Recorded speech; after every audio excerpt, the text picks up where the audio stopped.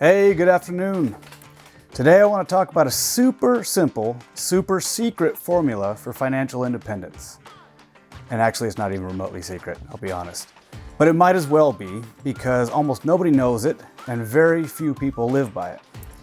So our graphics department has spared no expense and put together this graphic. This is the formula for financial independence. Cost of living is less than passive income. Sounds easy, but once you achieve this, you get richer even when you're asleep, and this is the magic of the entire formula. And no, for the record, this is not some get-rich-quick scheme, because there is no such thing. There's no such thing as that, and beware if you see them. But yes, you will get rich, but you will be smart and methodical about doing it. First off, what is cost of living?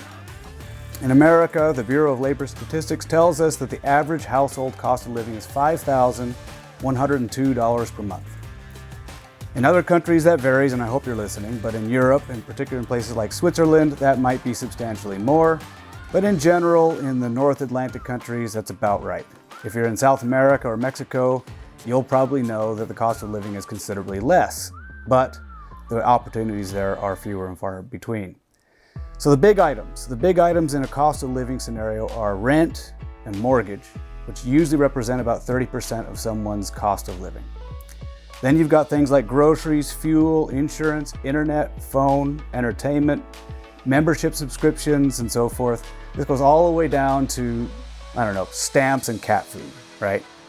But in a nutshell, it's all the things that you spend money on monthly.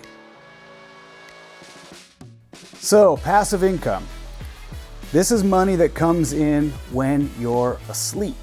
So examples of passive income might be stock dividends, rent, royalties, businesses, and so forth. And granted, this exists on a spectrum. This is not a dichotomy. There's not a simple black and white explanation for passive income and active income. But on the spectrum, you have things that are more active and more passive, right? So on the active side of the spectrum, you have hourly wage. You are going in and trading hours of your day for someone else's dollars. That's active income. We're trying to avoid that, right?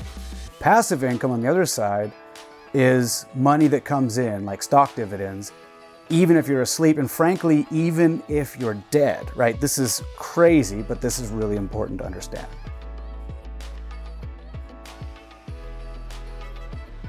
So, back to the formula. Financial independence is when your cost of living is less than your passive income. So how? How in the world do we do this? Okay, well, there's two ways to do this. The first is to dramatically reduce your cost of living. So you could, in theory, go live under a bridge. You could eat only beans and rice. You could ditch the phone plan. You could do all these kinds of things to dramatically reduce your cost of living. And that will come into it, but obviously we all want to live a productive life as well. The second way to do it is to increase your passive income, right? So you buy a rental property, you can build a stock portfolio, you can build a new business. Those are ways of building passive income. So eventually, once you've got the habits in place, eventually you're going to get the numbers to flip. Most of us live in a world where your cost of living is much greater than your passive income. But eventually you get those numbers to cross. And when you can get your passive income greater than your cost of living, you are free. And for the record, I'm not there.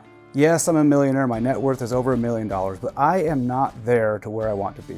I have not quite crossed that threshold where my passive income is greater than my cost of living. I'm about halfway there. I've got about $2,000 a month that come in passive income in the form of rents, Airbnb, stock returns, and so forth. That's about half of my cost of living. But I think this is important. I could, in theory, break that cycle and become financially independent tomorrow. I could move back to the ranch, I could move into the little guest cabin I have, and I could rent out this main house here and get to a position where I get $4,000 a month in cost of living is diminished by a $5,000 passive income. Right? So I could get my passive income to be greater than my cost of living.